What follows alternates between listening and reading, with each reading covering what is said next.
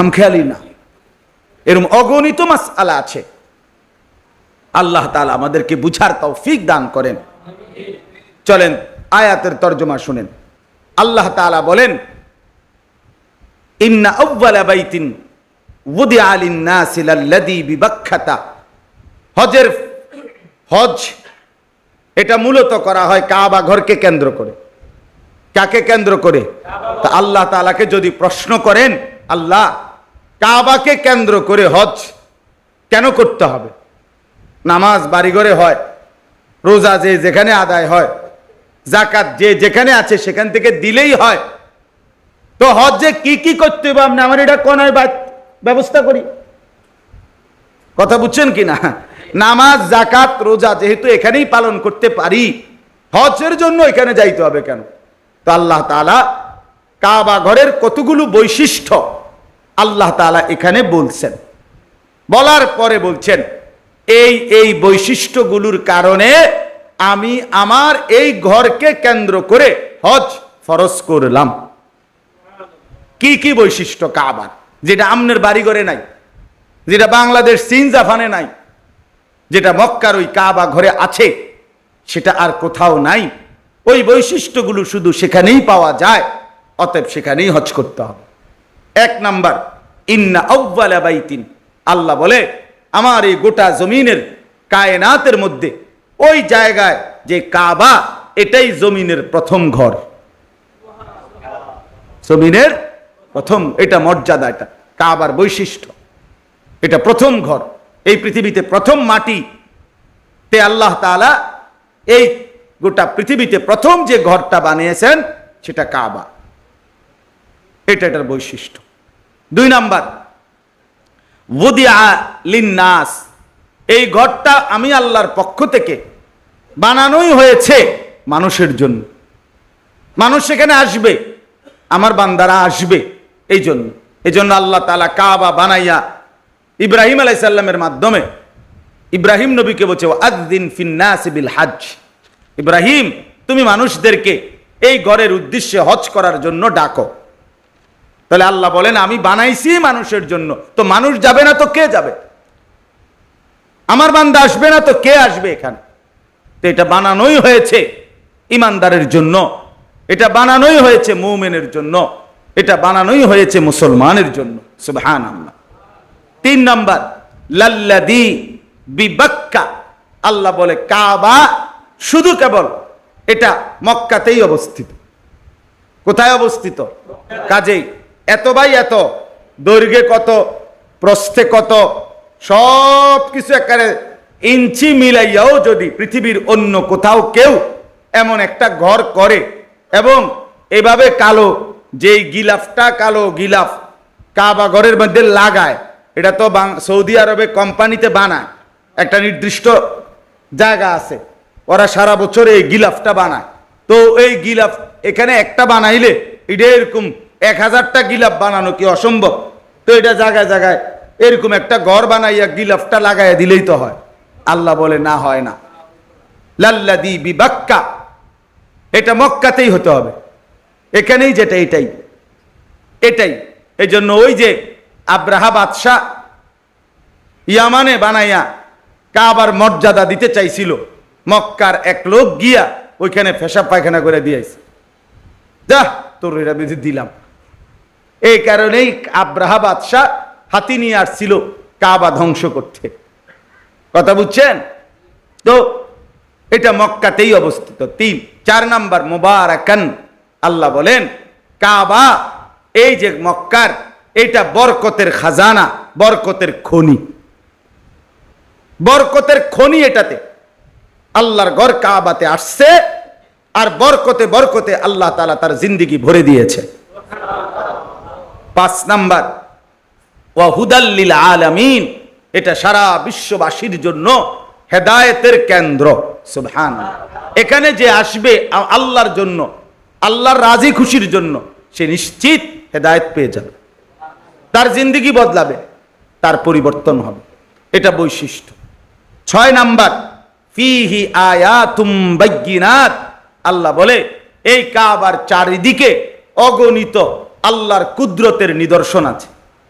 কাবার ঘর দেখলে আল্লাহর কুদরত, কাবার দরজা দেখলে আল্লাহর কুদরত, হাজরে আসওয়াদ পাথর দেখলে আল্লাহর কুদরত, হাতিমে কাবা দেখলে আল্লাহর কুদরত, মুলতাজিমার সামনে দাঁড়াইলে মুলতাজামের আল্লাহর কুদরত, এরপরে কাবা ঘরের ছাদের পানি যেই পড়ে মিজাবে রহমত, এটার দিকে তাকাইলে আল্লাহর কুদরত, হাজী সাহেবদের চেহারা, হাজী সাহেবদের এই ঘোরাফেরার দিকে তাকাইলে আল্লাহর কুদরত, তাওয়াফ দেখলে আল্লাহর কুদরত, সাফা মারওয়ায় আল্লাহর কুদরত, এখানে কদম কদম আল্লাহর কুদরতের নিদর্শনই নিদর্শন।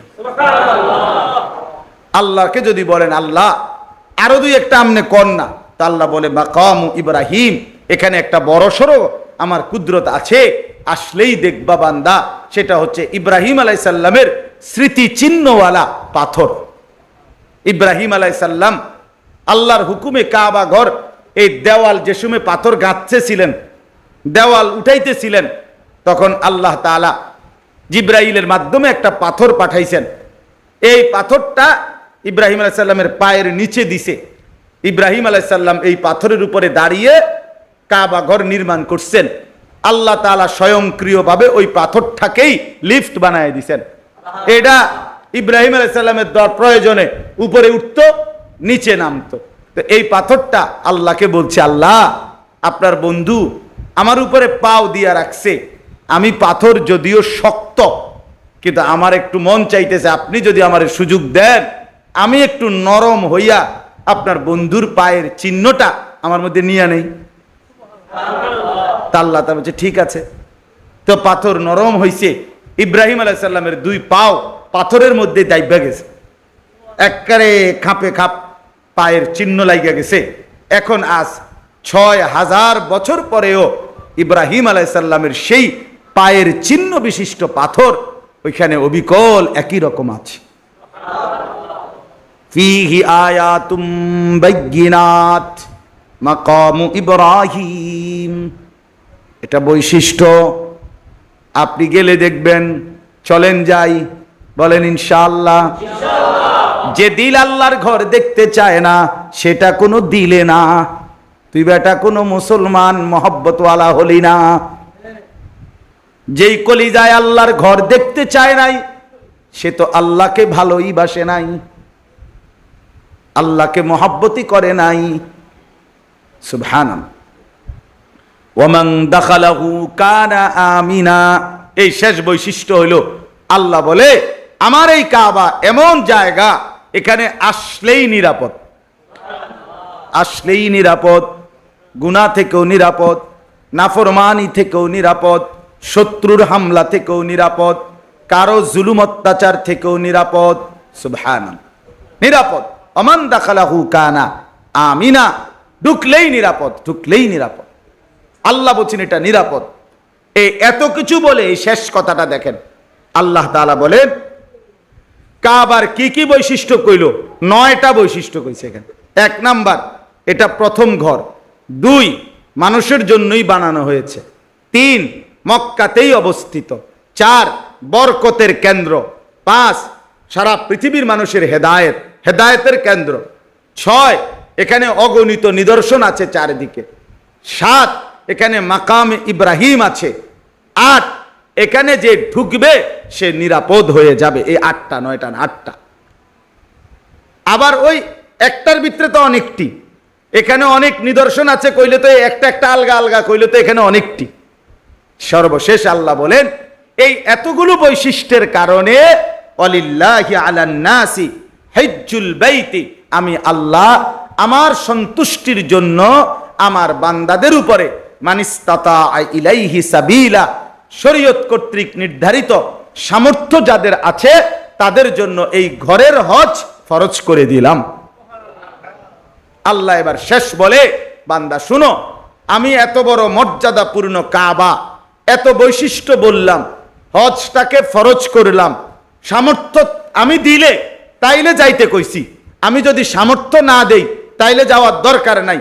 তাইলে আমি সব কিছু আমি দেওয়ার পরে বলার পরেও যে অবজ্ঞা করবে, তুচ্ছ তাচ্ছিল্য করবে, খামখেয়ালি করবে, ওমান কাফারা ফা ইন্নাল্লাহা গানিয়্যুন আনিল আলামিন, আল্লাহ বলে কেউ যদি অস্বীকার করে অবজ্ঞা করে, তাইলে আমি রব্বুল আলামিন সারা পৃথিবীও যদি আমার এই ঘরকে পাত্তা না দেয়, আমার কোনো অসুবিধা নাই, আমি কারোই মুখাপেক্ষী না, বরং সবাই আমারই মুখাপেক্ষী। 16 কোটি মুসলমানও যদি হজ না করে, আল্লাহর কিছুই যাবে না, আসবে না, ক্ষতিগ্রস্ত হবে আমরা। কথা বলেন না কেন? বাংলাদেশ থেকে যদি কেউ হজে না যায়, তো কাবা ঘরের এক সাইড কাইতে হয়ে যাবো নাকি? তা আল্লাহর ঘরের মর্যাদা কমে যাবে না? আল্লাহর মর্যাদা কমে যাবে। কিন্তু আমি না গেলে, আপনি না গেলে, হজ ফরজ হওয়ার পরেও তো আপনার আমার মরণ যদি ইহুদির মরণ হয়, খ্রিস্টানের মরণ হয়, তো কি হবে কবরে, কি হবে হাসরে, কি হবে আখেরাতে, কি হবে পরকালে? এজন্য দয়া করে কথা এখানেই শেষ। মেহেরবানি করে চলেন, কিছু মাসালাও বললাম অল্প করে, আবার ফজিলতও বললাম হজ্জের, কোরবানির। হজ এবং কোরবানি, যাকাত, এগুলো আদায়ের প্রতি আরো যত্নবান হবেন। আল্লাহ তাআলা আমাদেরকে তৌফিক দান করেন। যে কয়জন নওজোয়ান ছেলে আছো ভাইয়া, মেহেরবানি করে অনুরোধ করছি, কষ্ট করে গরমের মধ্যেই ভাই আল্লাহর কথা শুনেছো ভাইয়া, আমার অনুরোধ রইল, মুসলমানের যুবক 5 ওয়াক্ত নামাজ পড়তে চেষ্টা করো ভাইয়া। মোবাইলের এই আসক্তি, নারীর ছবি, জেনা ব্যভিচারের এই দৃশ্য, সারাদিন বন্ধুদের এই আড্ডা, খোদার কসম শেষ পর্যন্ত আখেরাত না, আখেরাত তো নাই, দুনিয়াও খুব বেশি লাভবান হবে না, খুব লাভবান হবে না, কাঙ্ক্ষিত কোনো ফলাফল আসবে না। বড় মোবাইল থাকবে না পৃথিবীতে, আমি বললাম। ফিতার ক্যাসেট পৃথিবীতে নাই, চ্যাপ্টা চ্যাপ্টা সিডি, ইডি এখন আর নাই, কেউ জানতো না। ওরা যারা বানাইছে ওগুলো যখন চলছে, তখন কেউ বুঝতো না যে এগুলো থাকবে না। ফিতার ক্যাসেট আমি দেখছি, ওই যে ফিতাওয়ালা ক্যাসেট যে, সেগুলো আছে এখন, আর চলে এগুলো, সিডি চলে এগুলো, যে চ্যাপ্টা চ্যাপ্টা, এগুলো তো আমিও দেখছি। তা আমার বয়স তো কমপক্ষে 600 বছর, ঠিক না? তো আমি তো দেখছি আজ থেকে 25 বছর আগে, আমি তো দেখছি রে বাপ। তো 20-25 বছরের ব্যবধানে এগুলো টোটালি উঠে গেছে। এখন বাচ্চারা যদি মোবাইলে, আরে ফিতার ক্যাসেট চিনাইতে হয়তো, তো মোবাইলে হয়তো টোয়াইয়া বাইর করে দেখান লাগবে যে এরুম ছিল। এই জন্য বড় মোবাইল, এই প্রযুক্তি, এগুলো থাকবে না। কিন্তু আমি আর আপনি কোনো দিন শেষ হবে না। কবরে যেতে হবে, হাসরে যেতে হবে, মিজানের সামনে দাঁড়াইতে হবে, ফুলসেরাত পার হইতে হবে। কাজে ক্যাসেট থাকবে না, ফিতা থাকবে না, মোবাইল থাকবে না, আমি থাইকা যাব। আমাকে হিসাব দিতেই হবে, আমাকে হিসাব দিতেই হবে। এই জন্য বন্ধুরা মনে রাখতে হবে, সমবয়সী বন্ধু, তোমার এই আড্ডার সঙ্গী কবরের সঙ্গী না, আখেরাতের সঙ্গী না। যে কিছুক্ষণ টাকা পয়সা, মোবাইল অথবা শরীরের ফুর্তি করার সামর্থ্য আছে, ওটুকুরই সঙ্গী, ফুরায় গেলে আর নাই। আল্লাহ তাআলা আমাদের প্রত্যেককে তৌফিক দেন, কবুল করেন, আমিন। সুবহানাল্লাহি ওয়া বিহামদিহি। আলহামদুলিল্লাহি রাব্বিল আলামিন। আল্লাহুম্মা আনতাস সালাম ওয়া মিনকাস সালাম। তাবারাকতা ইয়া যাল জালালি ওয়াল ইকরাম। ইয়া আরহামার রাহিমিন, ইয়া আরহামার রাহিমিন, ইয়া আরহামার রাহিমিন। রব্বানা যালামনা আনফুসানা ওয়া ইন লাম তাগফির লানা ওয়া তারহামনা লানাকুনান্না মিনাল খাসিরিন।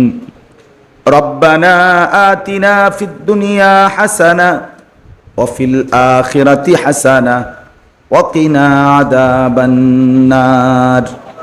রব্বুল আলামিন মেহেরবান মাওলা, तमाम जिंदगीर गुनाहेर कथा मने करे आपनार शाही दरबारे हाथ उठाइलाम। जिंदगीर सब नाफरमानी माफ करे देन आल्लाह, पिछनेर जिंदगीर गुनाहगुलो माफ करे देन, सामनेर जीवन आरो बेशी नेक आमलेर तौफिक देन, ईमान आमलेर दौलत देन, ताकवा तहारतेर जिंदगी दान करें। আল্লাহ আমাদের প্রত্যেকের জীবন কবুল করে নেন। এলাকার সমস্ত কবরবাসীদেরকে মাফ করে দেন, কিয়ামত পর্যন্ত কবরের আযাব মাফ করে দেন। আল্লাহ জীবনটা সুন্দর করে দেন, আখিরাত সুন্দর করে দেন, জওয়ান যুবক ছেলেগুলোকে নামাজি বানিয়ে দেন, মুরব্বী বাবা চাচাদেরকে আরো বেশি নেক আমলের তৌফিক দেন, মা বোনদেরকে পর্দা পুশিদা দান করেন। আল্লাহ মাদ্রাসা খানা আপনি কবুল করে নেন, আল্লাহ মাদ্রাসাটা আপনি কবুল করে নেন। আপনি চাইলে সবই হবে, আপনি না চাইলে কিছুই হবে না। আপনার দয়া আপনার রহম আপনি দান করেন, আল্লাহ আপনি কবুল করে নেন। মাওলা আপনি মেহেরবানি করেন, আজকের এই ইসলাহি মজলিস আপনি কবুল করে নেন। আল্লাহ এই তালিমুস সুন্নাহ মাদ্রাসা আপনি কবুল করে নেন। আল্লাহ আয় আল্লাহ এত বড় বুজুর্গ আল্লাহ ওয়ালা হুজুর, আল্লাহ ওনার হায়াতকে হায়াতে তয়্যিবা আফিয়া দান করেন, সুস্থতার হায়াত দান করেন। আল্লাহ এই মহল্লার এলাকার আশপাশের যতজন এসেছে প্রত্যেককে উত্তম বরকত দান করেন। মাদ্রাসার তামাম জরুরত আপনি পূরণ করে দেন, ছাত্র উস্তাদ আরো মিলায়া দেন, যারা আছে তাদেরকে ইখলাস ও তাকওয়া দান করেন। বাচ্চাগুলো আল্লাহ তাদেরকে হাফেজ আলেম মুত্তাকি বানায়া দেন। আয় আল্লাহ আপনি আমাদের সমস্ত অসুস্থ বিমারি যারা শিফা করে দেন। মৌলানা সলিমুল্লাহ তার বোন জামার জন্য দোয়া চাইলেন এই মাত্র, আল্লাহ আপনি শিফায়ে কামেলা আজেলা দান করেন। আল্লাহ আমাদের প্রত্যেকেরই কম বেশি অসুস্থতা আছে, আল্লাহ আপনি শিফায়ে কামেলা আজেলা দান করেন, আপনার গোলামি আর বন্দিগি করার তৌফিক দান করেন। মাওলা আল্লাহ আপনার কাছে কলিজার ভিতর থেকে ফরিয়াদ করছি, এই মুহূর্তে কত লক্ষ হাজি আপনার ঘরের চারদিকে ঘুরছে। আল্লাহ আপনি আমাদেরকেও আপনার ঘর জিয়ারতের তৌফিক দান করেন। এই চোখে আপনার ঘর দেখবো মাওলা, আপনি তৌফিক দান করেন।